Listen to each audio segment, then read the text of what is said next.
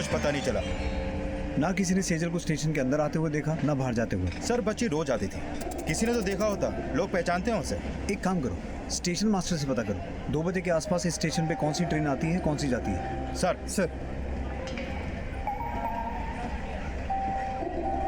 Sir station master से बात हुई। विरार जाने वाली 3 लोकल हैं जो 2:10, 2:18 और 2:22 की हैं। और सर आउट स्टेशन की एक ट्रेन है जो 2:55 पे छूटती है। किडनैप करने वाले ने 2:55 का इंतजार नहीं किया होगा। उसे जो पहली ट्रेन मिली होगी वो पकड़कर निकल गया होगा, ताकि वो यहाँ ज़्यादा देर रुके नहीं और किसी की नज़र में ना आए। एक काम करो, हर एक प्लेटफॉर्म पर बारीकी से छानबीन करो। मुझे इस केस में कोई ना कोई लीड चाहिए शिंदे।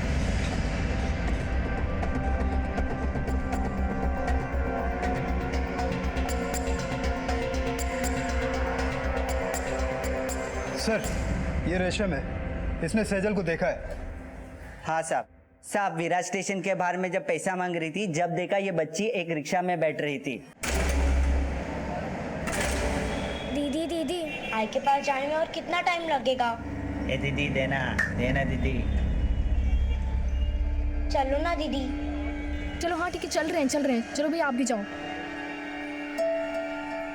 ध्यान से देख के बता, यही बच्ची थी? साहब धंधे की कसम खा के बोलती हूँ यही थी, और इसके साथ इसकी बड़ी बहन भी थी। बड़ी बहन? हाँ, ये बच्ची उसको दीदी बोल रही थी और बोल रही थी आई के पास जाने में और कितना टाइम लगेगा। मैंने देखा उसको, उसने 5-5 की मुझे 2 नोट दी, इसलिए उसका फोटो मेरे दिमाग में छप गया। दीदी? ये कैसे हो सकता है? संतोष ने तो बोला था कि उसकी बड़ी बेटी मर चुकी है। सेजल की बड़ी बहन? बड़ी बहन? मेरी तो एक ही बेटी है सेजल, बड़ी वाली तो 2 साल पहले ही गुजर गई। हमें इतनी इन्फॉर्मेशन तो मिली है कि बोरीवली से कोई 2 बजे के आसपास की लोकल ट्रेन बढ़ के गई है। ठीक है, हम पता करते हैं। कल सुबह विरार स्टेशन जाएंगे हम लोग। सर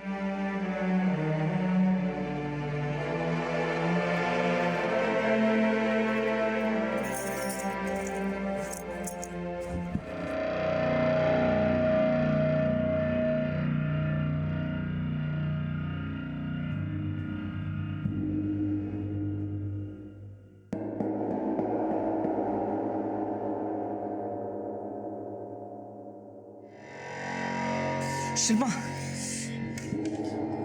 क्या कर रही हो तुम? ये मेरा छूना इतना बुरा लग रहा है तुम्हें? पिंचो बोली अपने आप को। पति पत्नी है हम। प्रॉब्लम क्या है? क्या है प्रॉब्लम? प्यार करना तो छोड़ो, मुझे लगता है तुम नफरत करती हो मेरे से। मेरी बात कानों में पड़ रही है तुम्हारे? जवाब दो ना। हर बार टच। अगर यही सब करना था तो शादी क्यों की? किसी प्रोस्टिट्यूट के पास चले जाते। प्लीज मुझे अकेला छोड़ दो, भगवान के लिए दूर रहो मुझसे।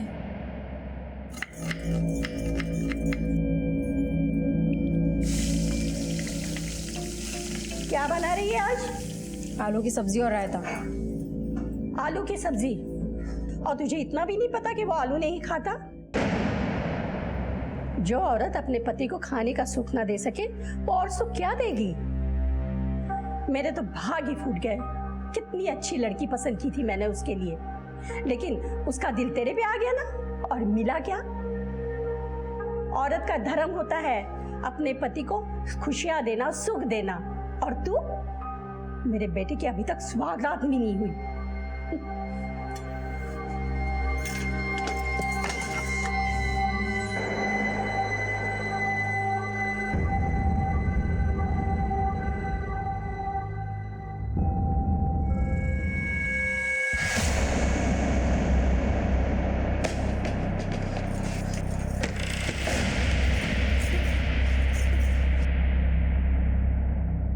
कौन था ये शख्स जो शिल्पा के सामने आकर खड़ा हो जाता था, और क्यों डरती थी शिल्पा उससे? क्या इस डर की जड़ें उसके अतीत में थी? आखिर ऐसी क्या वजह थी कि शिल्पा ने निखिल से प्यार तो किया था, लेकिन उसके छूने भर से वो इतना गुस्सा हो जाती थी? क्या पुरुष का स्पर्श उसे अनचाही यादों की दुनिया में ले जाता था? क्या उसके अतीत में ऐसा कोई राज दफन था जो उसके आज को घायल कर रहा था?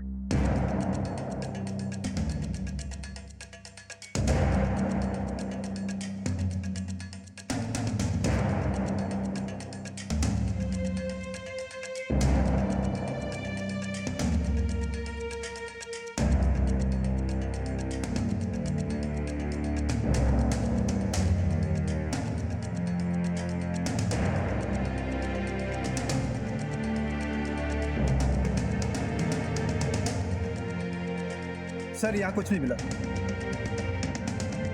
एक काम करते हैं, बाहर जाके पता करते हैं। रेशम ने हमें कहा था उसने सेजल को ऑटो में बैठते हुए देखा था। अगर जुर्म हुआ है तो कोई ना कोई क्लू जरूर मिलेगा। चलो।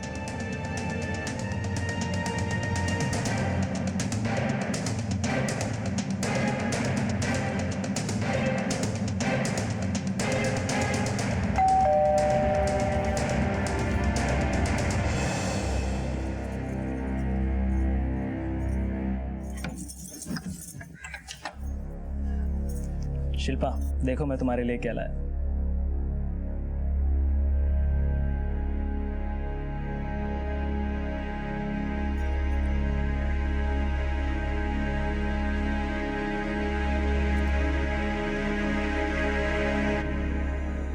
I'm sorry।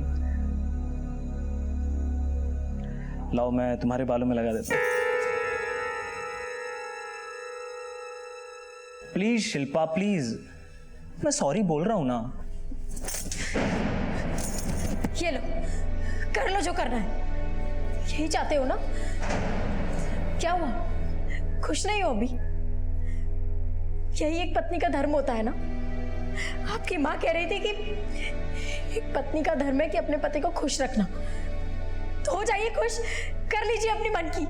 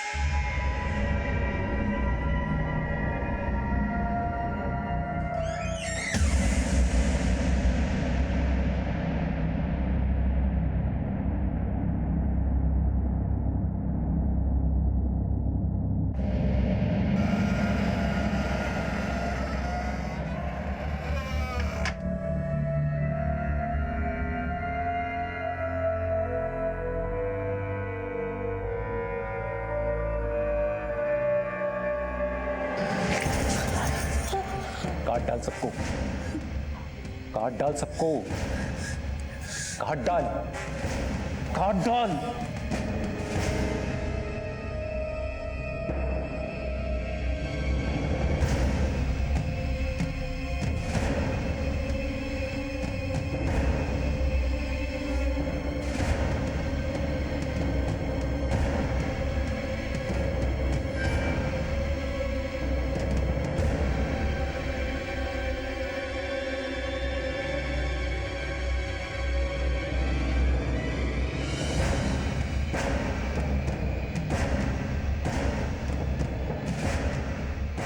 शिल्पा, शिल्पा, तो नहीं लगाओगे ना? देखो अब तो मैं सुंदर भी नहीं दिखती, मैं खूबसूरत नहीं रही। तुम गजरा लगाना चाहते थे ना? लो लगाओ मेरे बाल में गजरा, लगाओ ना, लगाओ।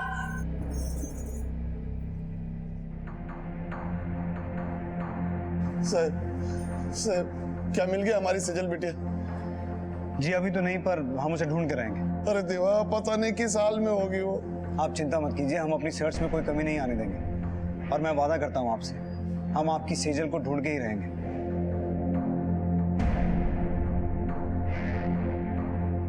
क्या हुआ? कहाँ से गायब हुई आपकी बेटी? एमजी रोड पे कोचिंग क्लास जाती है वो। उधर जाके पूछी मैं साहब, वो बोले वो क्लास में शाम को आई थी, मगर उधर से वापस घर नहीं आई वो। उसका फोटो है साहब।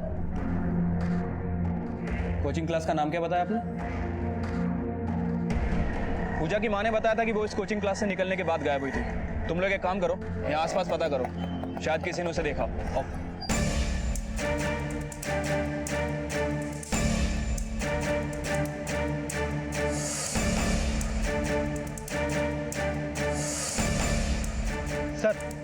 ये पंक्चर वाला है, इसने पूजा को देखा था। हाँ देखा था पूजा को। साहब वो इस क्लास से निकली थी और ऑटो के लिए खड़ी थी। तब तक एक छोटी बच्ची उसके पास आई और पता नहीं दोनों के बीच क्या बात हुई। बाद में उसका हाथ पकड़कर उस तरफ ले गई सर। छोटी बच्ची के साथ? तुम्हें इस बच्ची की शक्ल याद है? हाँ सर। स्केच बनवा सकते हो? हाँ सर। इस बच्ची को कहीं ना कहीं तो देखा है। अरे हाँ, ये तो बोरीवली से गायब हुई लड़की है ना। चौहान एक काम करो, जो राणे साहब का फैक्स आया उसे निकालो। अगर उससे इसकी शक्ल मैच होती है तो हमें राणे साहब को खबर करना होगा। बड़ी अजीब बात है, सेजल जो कि खुद लापता है एक दूसरी लड़की को मिलती है और फिर दोनों लापता। कहीं ये पूजा वही लड़की तो नहीं जो सेजल के साथ ट्रेन में देखी गई थी? हेलो, कौन? कदम सर, आपका फोन है। हेलो, क्या?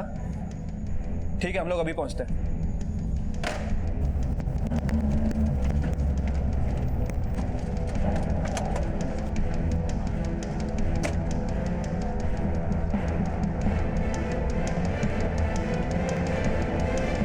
हटो।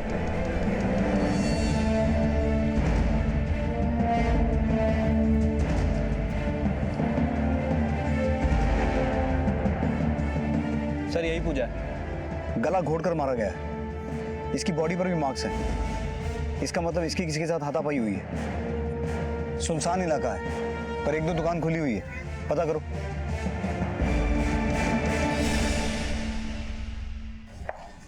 सर, कदम सर ने जो पोस्टमार्टम रिपोर्ट भेजी थी उस रिपोर्ट के मुताबिक पहले पूजा के साथ गैंग रेप हुआ, उसके बाद उसको गला घोंट के मारा गया। सर उस घटना स्थल से सिर्फ हमें एक लीड मिली है। उस रोड पे एक चाय वाले ने एक सिल्वर कलर की वैन को खड़े हुए देखा वहां पर जहां से हमें लाश मिली थी। सर उसने किसी की शक्ल तो नहीं देखी, लेकिन उसको गाड़ी का नंबर याद था। गाड़ी का नंबर है 5368। 5368? Yes sir. तो आरटीओ से पता करो कि 5368 नंबर की कितनी गाड़ियां वैन हैं और वो सिल्वर कलर की हैं। मुझे एक बात समझ में नहीं आ रही है कि पूजा और सेजल का आपस में क्या कनेक्शन है। खोए हुए बच्चों की तलाश अमोल राणे के लिए महज ड्यूटी नहीं थी।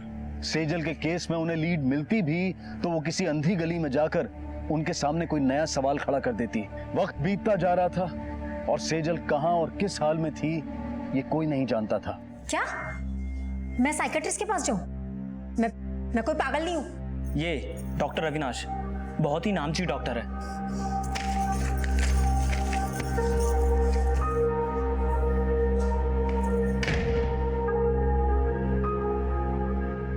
रोहित बेटा, मेरी बात सुनोगे?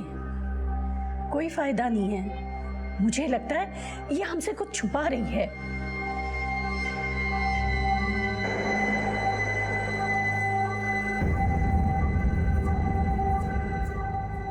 शिल्पा, कहाँ जा रही हो?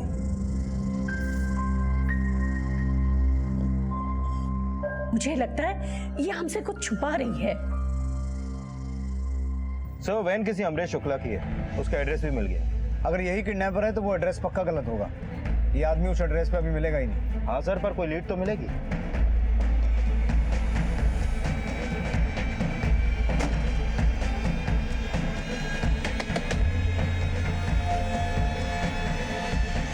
अमरेश शुक्ला जी भैया। तुम्हारी एक सिल्वर कलर की वैन है, कहाँ है वो? मेरे पास तो कोई सिल्वर कलर की वैन नहीं थी। 5368 नंबर की वैन तुम्हारी नहीं है? हाँ वो तो मेरी ही है, मगर वो सिल्वर कलर की नहीं, वो तो नीले रंग की है। और 3 महीने पहले ही मैंने एक लड़की को बेच दी थी। वो किसे बेचा था? एक मिनट, लगता है उन लोगों ने वैन का कलर चेंज कर दिया। जी सर, ये रहा नाम और एड्रेस। Thank you. हर तरफ सर्च करो, अरेस्ट करो इन्हें। सर इधर आइए, यहाँ देखिए सर, आइए सर। अरेस्ट। आओ बच्चों, आओ बेटा, आ जाओ।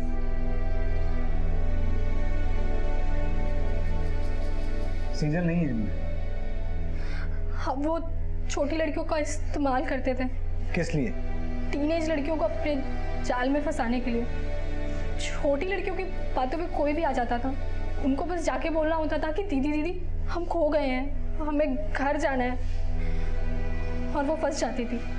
फिर वो लड़की को हमारी बताई हुई जगह पर लाती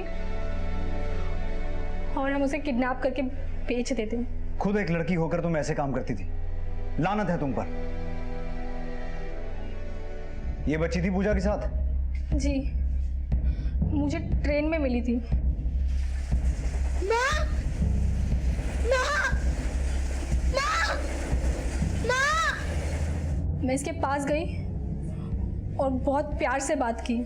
इसको बोला, तू डर मत, मैं तेरी दीदी है, मैं तेरे को आई के पास लेके जाएगी। और वो मान गई। मैं उसको लेके विरार स्टेशन उतर गई, पर वो बार बार मुझसे अपने आई के बारे में पूछ रही थी कि कब आई के पास जाएंगे, कब आई के पास जाएंगे। और अब अपने ठिकाने पे जाने के लिए ऑटो किया, तब तक वो किन्नर आ गया। उसको जल्दी जल्दी हटाने के लिए मैंने उसको 5-5 रुपए के 2 नोट दिए। फिर मैं उसको अपने ठिकाने पे लेके गई और उसकी हर फरमाइश को पूरा किया ताकि उसे हम पर विश्वास हो जाए। हम अपनी लड़कियों को इतने प्यार से रखते हैं कि वो धीरे धीरे हमारी हो जाती है। फिर मैंने सेजल का इस्तेमाल किया पूजा की किडनैपिंग में। देख बेटा, वो जो लड़की है ना, आज हम उसे अप्रैल फूल बनाने वाले हैं। हाँ, तुझे बस उसे अपनी बातों में फंसा के ना उसे मेरी बताई हुई जगह पर लाना है, ठीक है? चल चल जा।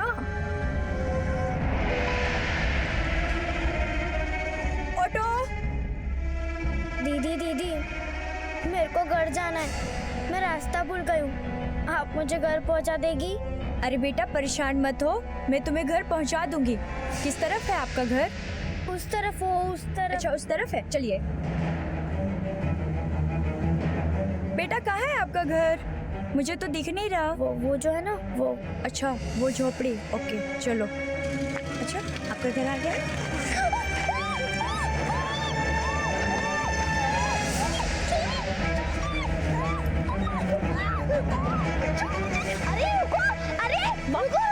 वाह सेजल वाह, तूने बहुत अच्छा काम किया। अब तुझे ढेर सारी आइसक्रीम और चॉकलेट्स मिली, कुछ नहीं हुआ, ये ले तू बस।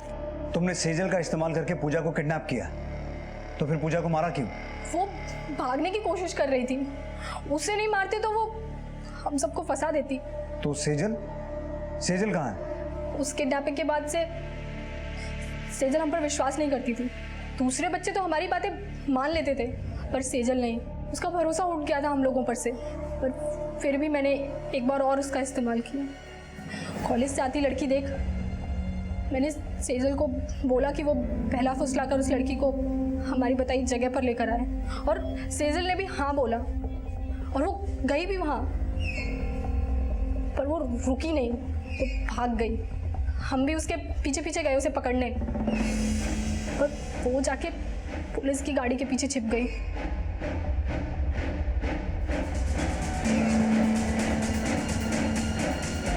जब तक वो पुलिस की गाड़ी गई वो भाग चुकी थी।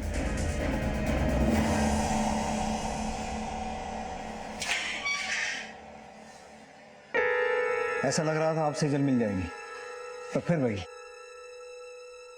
ये केस तो घास में सुई ढूंढने ऐसा लग रहा है।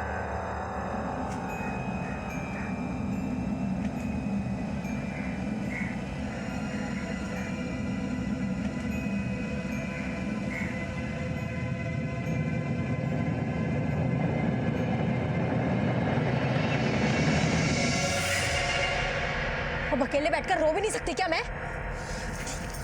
तुम क्यों रो रही हो? रोना तो मुझे चाहिए, बिना कुछ बताए घर से चली जाती हो। लेकिन आज मैं तुमको नहीं छोड़ूंगा, आज मैं सच जानकर ही रहूंगा।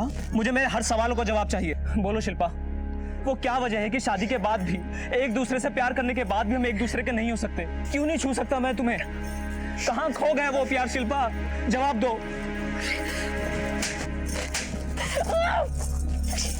जितना मारना है ना मारो, पर जवाब मुझे आज ही चाहिए।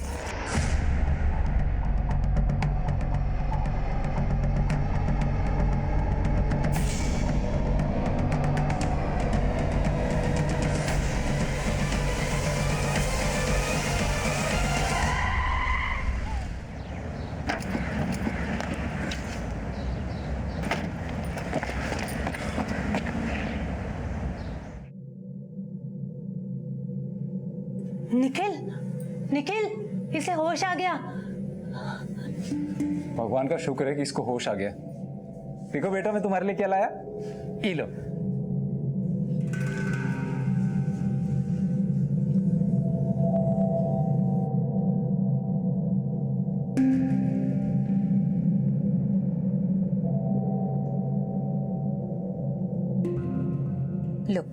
सूप पियो, भूख लगी होगी ना, पी लो। अरे अंजलि, वो अपने हाथ से कभी खाता है क्या? तुम खिलाओ ना उसको। खाता है नहीं, खाती है। मैं लड़की हूँ।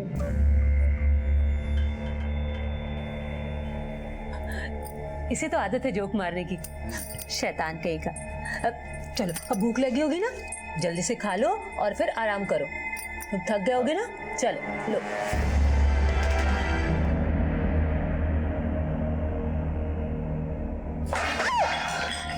हलकट, खाना खा रही बैठ के इधर।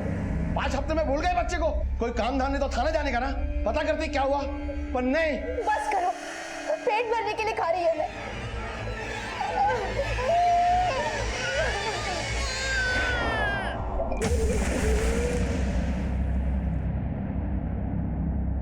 अरे अंजलि, अरे सुनो तो, देखो मुख्यमंत्री जी ने बिजली के दाम आधे कर दिए भाई। अब कब का अखबार पढ़ रहे हैं?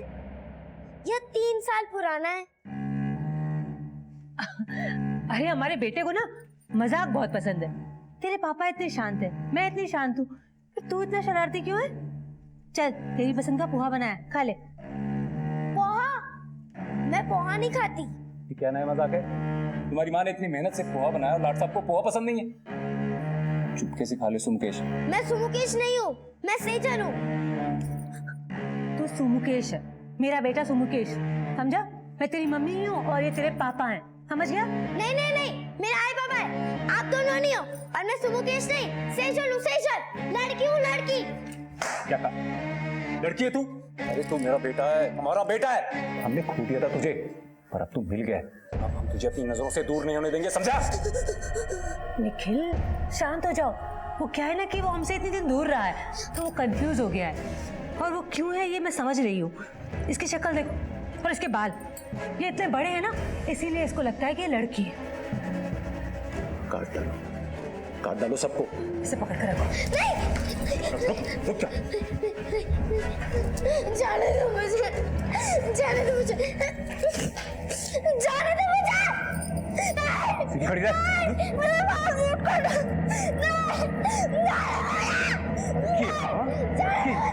सीधी खड़ी रह।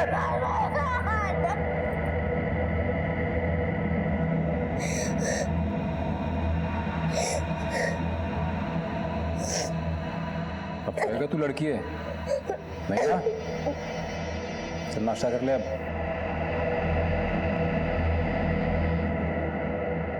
हाँ, मेरा राजा बेटा कितना सुंदर लग रहा है, हाँ? किसी की नजर ना लगे। वेरी गुड, बहुत सुंदर लग रहा है। अरे तुम दोनों माँ बेटा यहाँ छुपे हो? हाँ, ये देखो मैं अपने राजा बेटे के लिए क्या गिफ्ट लेके आया। सुकमेश, तुमने कहा था ना कि तुमको बर्थडे पे ये गिफ्ट चाहिए, ये लो, मैं पहले ही ले आया। ये ट्रेन मैंने कब मांगा? मेरे को तो गुड़िया पसंद है।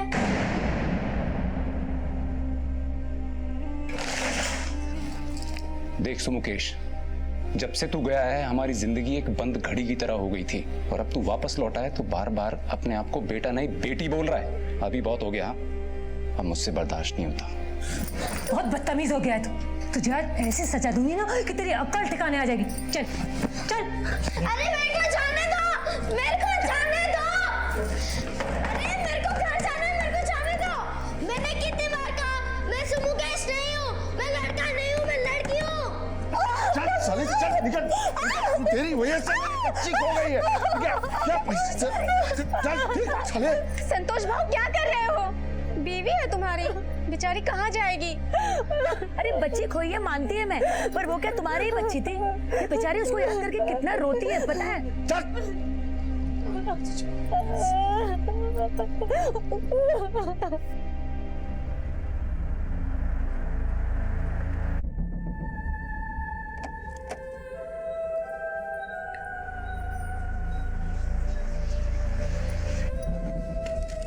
सॉरी बेटा, मुझे 2 दिन से बंद करके रखा, पर हम क्या करते?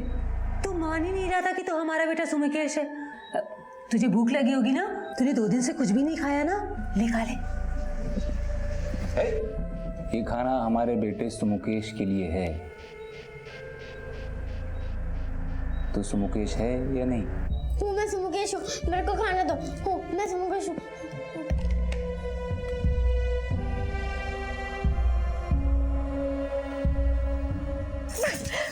जवाब चाहिए ना, जवाब चाहिए ना तुम्हें? तो सुनो, मेरा नाम शिल्पा नहीं सेजल है, सेजल।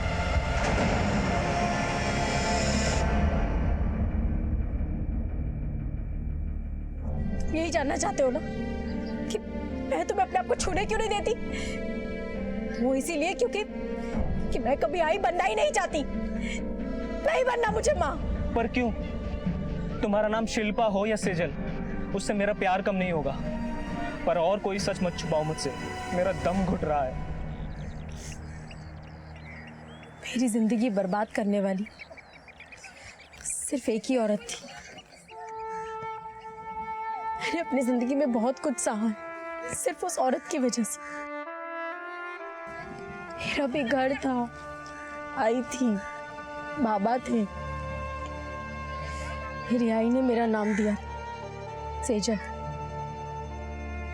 और मैंने उस नाम को कलंक की तरह मिटा दिया और बन गई शिल्पा। सेजल तो बचपन में ही मर गई थी। 20 साल पहले खोई सेजल आज शिल्पा के नाम से जी रही थी, शादी कर चुकी थी, लेकिन उसे औरत और मर्द के बीच के खूबसूरत रिश्ते से घृणा थी और वो अपनी मां से नफरत करती थी। ऐसा क्यों था? इन सारे सवालों के जवाब उसके अतीत में थे, अतीत जो हमारे भविष्य की बुनियाद होता है। और सेजल या शिल्पा के अतीत में ऐसा कौन सा राज था जो उसे ऐसा करने पर मजबूर कर रहा था?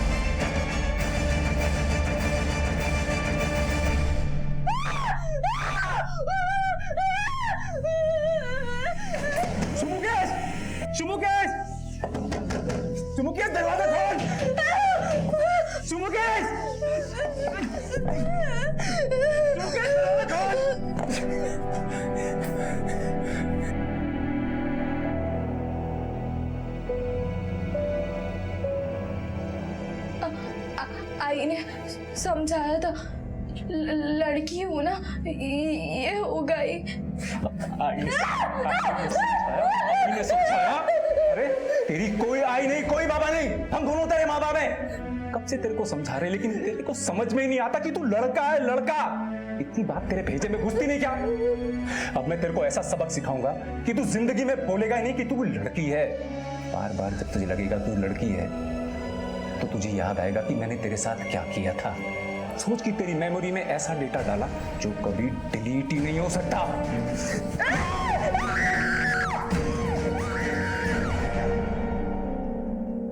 एक दिन नहीं, एक के बाद दूसरा, तीसरा। गिनती भी भूल गई, कितनी बार रेप हुआ याद भी नहीं। बच्ची थी मैं, हार मान चुकी थी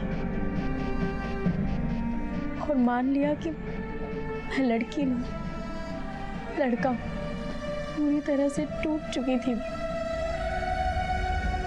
भागने की कोशिश करती या सोचती तो डर से कांपने लगी। फिर एक दिन मौका मिला और मैंने हिम्मत की।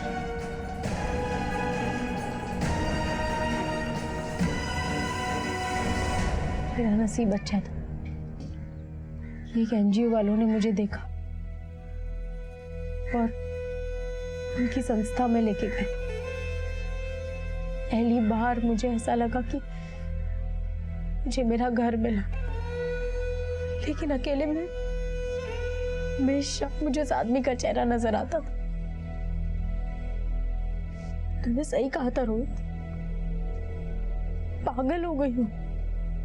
मुझे डॉक्टर के पास जाना चाहिए। हर जगह सिर्फ वो आदमी नजर आता है और मैं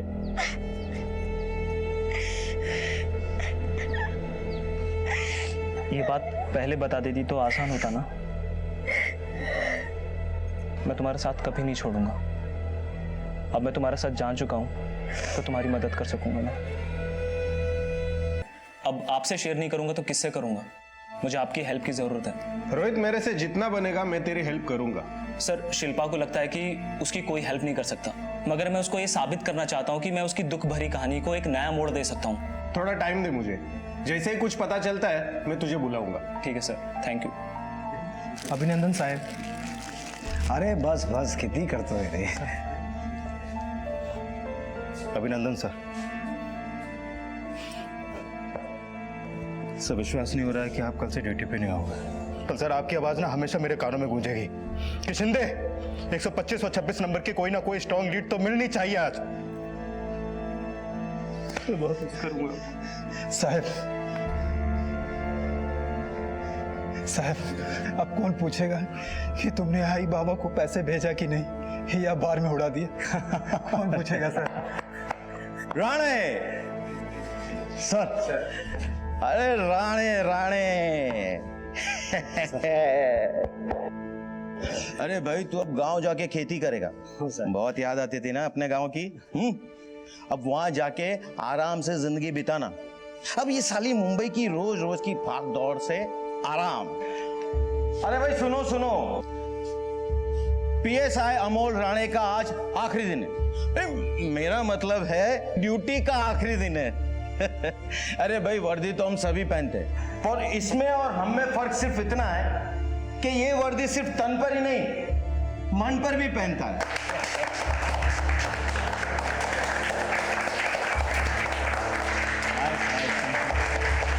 ट्वेंटी 24/7 ये वर्दी में ही रहता है। मिसिंग बच्चों के केसेस को सुलझाने में राणे जैसा और कोई नहीं। अरे भाई, 134 फाइल्स इसके पास आई थी और 133 मिसिंग केसेस के बच्चों को ढूंढकर उन्हें उनके घर तक पहुंचाने के बाद ही राणे ने फाइल क्लोज की है।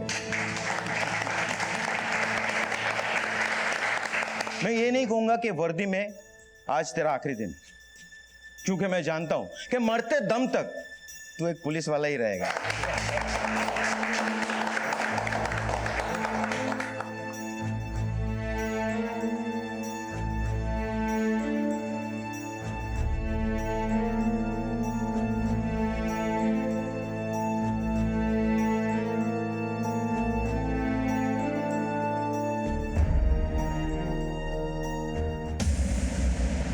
ये आदमी जो तुम्हें टॉर्चर करता था ये पागल खाने में है। ये कभी बाहर आकर तुम्हें परेशान कर ही नहीं सकता। तुम्हारा इस आदमी को देखना सिर्फ तुम्हारा डर है, इमेजिनेशन है, वहम है तुम्हारा। बिलीव मी, ये आदमी तुम्हारी लाइफ में वापस नहीं आ सकता। सेजल, मैं आपसे वादा करता हूं, मैं आपको आपके अपनों से जरूर मिलाऊंगा।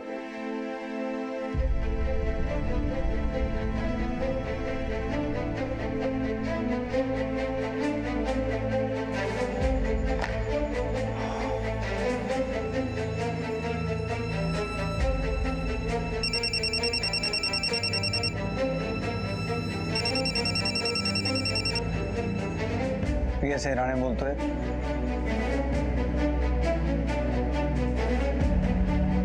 क्यों किया तूने मेरे साथ ऐसा? क्यों मुझे लोकल ट्रेन में छोड़ के चली गई तू?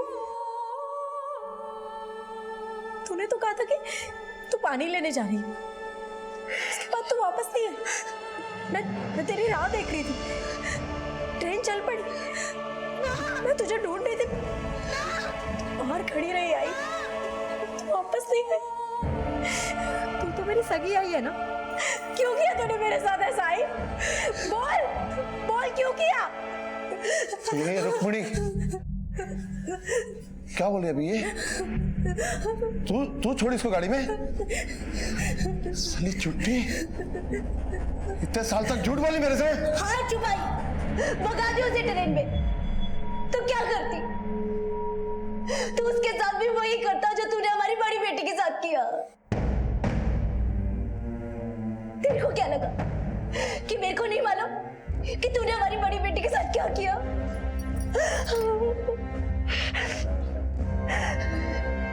साहिब, मीना हमारी बड़ी बेटी, इसने उसे मार डाला। क्या क्या नहीं किया उसके साथ। अपनी नाबालिग बेटी का धंधा किया उसने। उसकी पानी शुरू होते अपने यार दोस्तों में।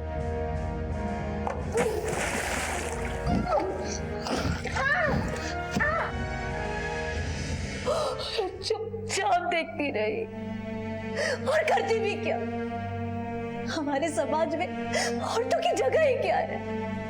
पर एक बात तो मैंने ठान ली थी कि जो मेरी बड़ी बेटी के साथ हुआ वो मैं सेजल के साथ नहीं होने दूंगी।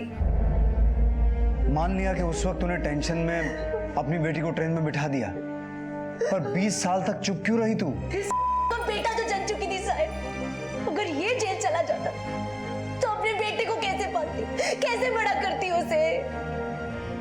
इस पे भरोसा नहीं था मुझे, इसलिए इसके डर से सेजल को स्कूल से घर नहीं जाने देती थी। अपने दिल पे पत्थर रख के मैंने सेजल को ट्रेन में चढ़ा दिया। मेरे को लगा कि हमारे घर की दुनिया से बुरी नहीं होगी बाहर की दुनिया।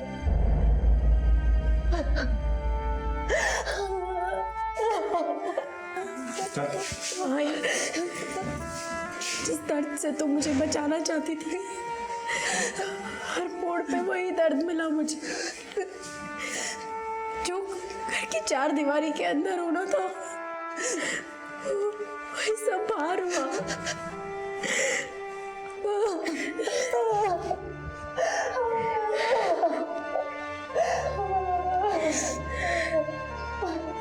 रुक्मणी ताई, मैं तेरी हालत समझता हूँ। उस वक्त सेजल को ट्रेन में बैठाने की बजाय अगर तूने कानून का सहारा लिया होता ना, तो इस बेचारी को वो सब नहीं देखना पड़ता।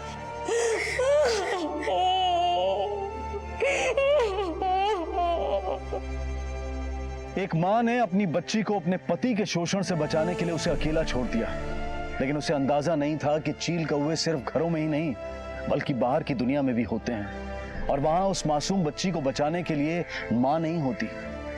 और मां रुक्मणी के पास अपनी बच्ची को बचाने के कानूनी रास्ते भी थे, लेकिन उसने उन पर भरोसा नहीं किया।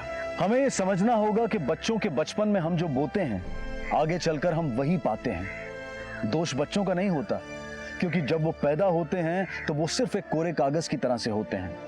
उस कोरे कागज पर हम जो लिख देते हैं, उसी से उनका भविष्य तय होता है। बहुत कम बच्चे ऐसे होते हैं जो इस कोरे कागज पर माँ बाप की लिखी लिखावट को मिटाकर अपनी एक ऐसी जिंदगी बना लेते हैं जिसमें अतीत होता तो है, लेकिन सिर्फ एक सीख के तौर पर, श्राप के तौर पर नहीं।